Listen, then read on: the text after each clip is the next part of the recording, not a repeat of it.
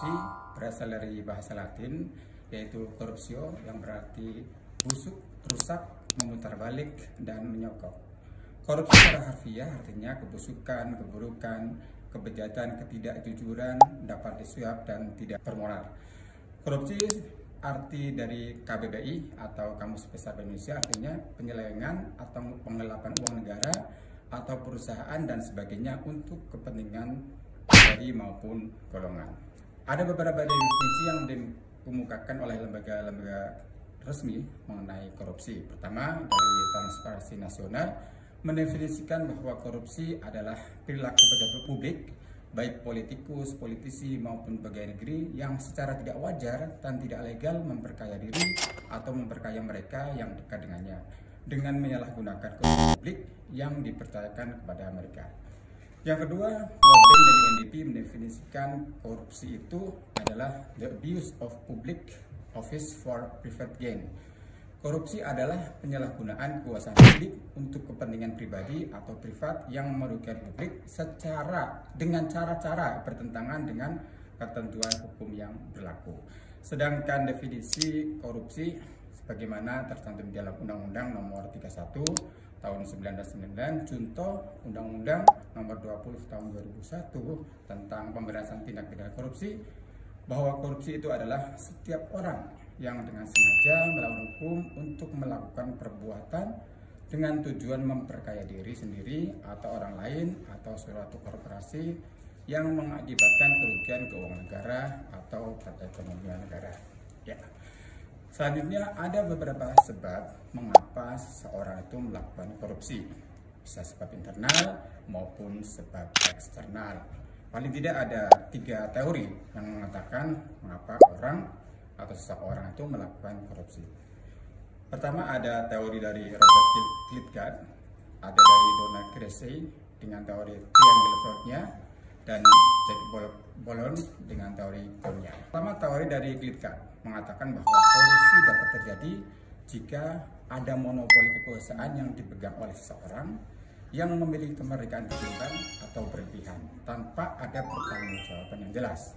Nah, teori ini bisa dibuat rumus CDMA, yaitu corruption sama dengan discretionary plus monopoly dikurangi accountability. Itu. Yang kedua ada teori triangle fraud dari Donald Cressey. Teori ini mengatakan bahwa penyebab seseorang korupsi itu karena 3 hal. Pertama, pressure, opportunity, dan rationalization. Pressure itu maksudnya apa? Itu maksudnya tekanan. Nah, orang korupsi itu karena ada tekanan internal, di mana seseorang adanya kebutuhan mendesak, keserakahan, dan tujuannya ingin mempercayai diri. Yang kedua, teori ini mengatakan bahwa penyebab korupsi ada karena ada opportunity atau pertemuan atau adanya kesempatan, yaitu adanya pengawasan lemah sehingga memberi kesempatan kepada seorang atau kelompok orang untuk bisa melakukan korupsi. Sedang yang ketiga adalah rationalization. Ini artinya pembenaran, di mana pelaku selalu punya rasionalisasi untuk menepis rasa bersalahnya. Misalnya nih, mengatakan bahwa ini hanya sekedar ucapan terima kasih, hanya pemberian cuma-cuma dan ikhlas, hanya uang receh untuk sodako, tidak mempengaruhi keputusan saya, budaya ketimuran, dan mengatasnamakan agama untuk saling memberi hadiah. Itu tetap tidak bisa. Nah, teori yang terakhir nih, seseorang bisa melakukan korupsi itu teori GON namanya itu Great Opportunity, Needs, dan Exposure dari Jack Pollock. Di mana Jack Pollock ini mengatakan bahwa seorang melakukan korupsi karena adanya sifat greed yang pertama, yaitu sifat keserakahan untuk hidup berlebihan. Yang kedua, adanya sifat opportunities, ada opportunities, yaitu adanya pertemuan niat dan kesempatan.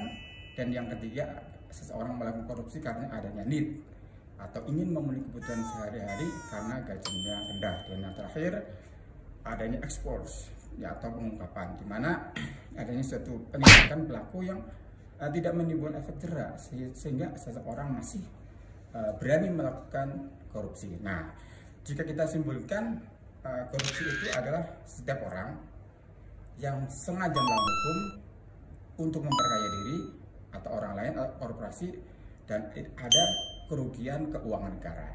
Nah, sebab korupsi bisa dari internal maupun eksternal, adanya niat, keserakahan, kayak hidup konsumtif, dan moral lemah. Nah, faktor eksternal bisa dari sosial politik, hukum, aspek ekonomi, dan aspek organisasi. Kira-kira seperti itu. Terima kasih. Assalamualaikum warahmatullahi wabarakatuh.